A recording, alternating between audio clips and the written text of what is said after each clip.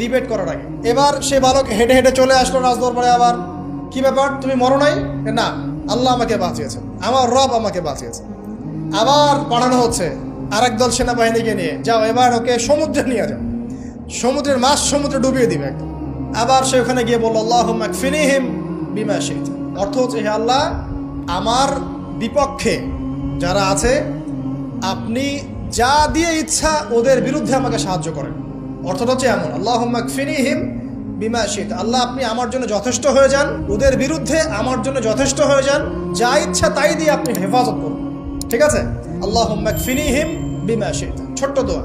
এবার ওই সমুদ্র উত্তাল হওয়া শুরু করলো এবং ওরা জাহাজ থেকে পড়ে গেল। এই বাচ্চা সেফলি আবার চলে আসলো রাজদরবারে। বিশ্বাস করছেন না? চলে আসলো। এবার আসার পরে বলছে, শোনেন, আমাকে এভাবে মারতে পারবেন না, আমাকে এইভাবে মারা যাবে না, আমি আপনাদেরকে বলে দিচ্ছি